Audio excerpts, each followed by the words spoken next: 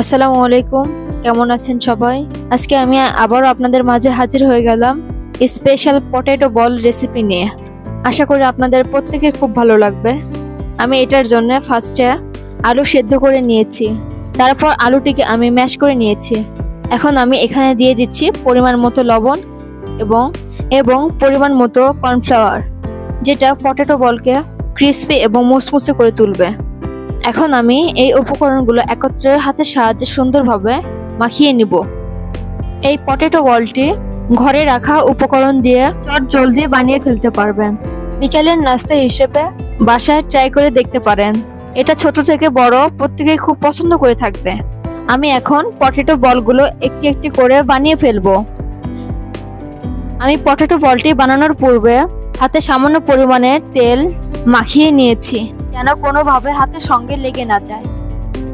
খুব সুন্দরভাবে দুই হাতের সাহায্যে পটেটো বলগুলো বানিয়ে ফেলতে হবে। তবে এই বলটি ভালোভাবে চাপ দিয়ে বানিয়ে নিতে হবে, তা নয়তো তেলে ভাজার সময় ফেটে যেতে পারে, নষ্ট হয়ে যেতে পারে। এই জন্য খুব ভালোভাবে বলটি তৈরি করে নিতে হবে। আমার বলগুলো তৈরি হয়ে গেছে। এটা দেখতে যেমন সুন্দর, খেতেও অতুলনীয়। আমি চুলায় একটি প্যান বসিয়ে দিলাম। এতে আমি পরিমাণ মতো তেল দিয়ে দিলাম। তেলটি গরম হওয়া অবধি আমি অপেক্ষা করব।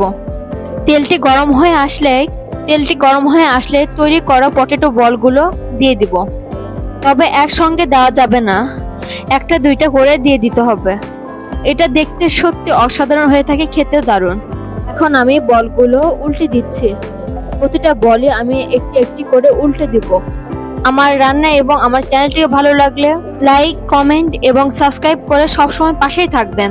আপনারা আমার পাশে থাকলে আমি আরো নতুন নতুন রান্না করতে অনুপ্রাণিত হই। আমার পুরনো বন্ধুদের মধ্য থেকে আপু এবং দিদি যারা আমাকে প্রতিনিয়ত সাপোর্ট করে যাচ্ছে, তাদের জন্য রইল অনেক অনেক ভালোবাসা। যারা নতুন এখনো বন্ধু হননি, তাদেরকে দ্রুত বন্ধু হবার জন্য রিকোয়েস্ট করছি। বলগুলো হয়ে গেছে, আমি এখন তুলে নিচ্ছি। আপনারা এখন যে স্টেপটা দেখছেন, এটা সম্পূর্ণ অপশনাল।